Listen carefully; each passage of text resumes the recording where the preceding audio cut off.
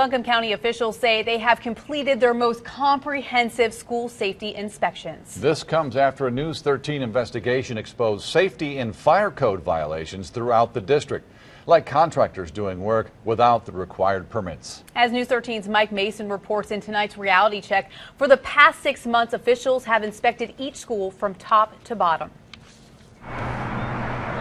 Buncombe County taxpayers recently spent a good chunk of change having every school inspected for safety violations. We began a series of school-based inspections that included all 40 of our school campuses. There were many items found as far as code violations. County inspectors and the Fire Marshal estimate it took at least 674 hours to inspect the schools, costing taxpayers more than $32,000.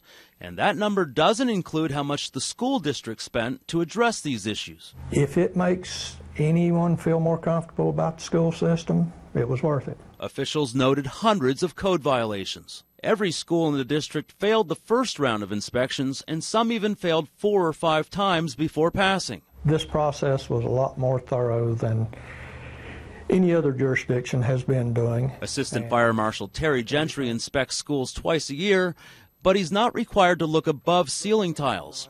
This time he did. 95% of everything we found was above ceiling. For example, at West Buncombe Elementary, Gentry found problems with the way the fire alarm system was wired. The cables were too tight, and this meant the entire system had to be rewired. To get it where it needed to be supported at, you had to replace the wire because you can't splice fire alarm wire midstream like that. And you guys didn't notice that before? That was above the ceiling. You wouldn't see it with the ceiling tiles in. These comprehensive inspections were prompted after News 13 exposed a series of safety issues last May. That's a violation. Yeah. We've come under the microscope, if you will, from the media. At the September 5th school board meeting, Vehaun summarized the outcome of the inspections. Vehaun is the county's director of emergency management and oversees fire marshals. It doesn't mean that there was any thing really serious as far as life safety issues. I think we found 2 from our standpoint. What are life safety issues? What does that mean? If you had an issue where you had something that could easily catch fire or could maybe be in danger of falling from maybe poor construction or something that would injure or possibly seriously injure or even have a fatality involved, that would be a life safety issue. Vehaun claims only 2 life safety issues were found during inspections, but state officials define life safety issues in a more broad sense. The Department of Insurance regulates fire marshals and school safety codes, and it says life safety issues include any violation related to fire, storm, exits, and other safety considerations.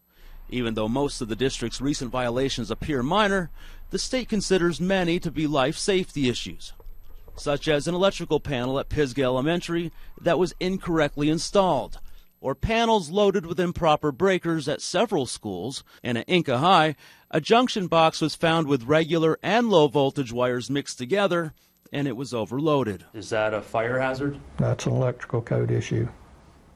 But it could cause a shock, I guess? If you had everything go wrong that could go wrong, yeah, you could have a potential for a shock or overheating. But that's not a life safety issue? Not if it's not necessarily a life safety issue. A lot of it depends on accessibility and exactly what's going on.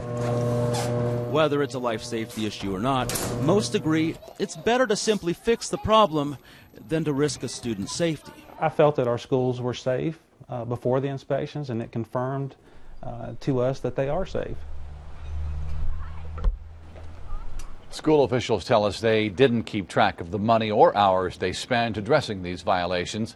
And if you'd like to see our complete investigation, just go to WLOS.com and click on News 13 Investigates.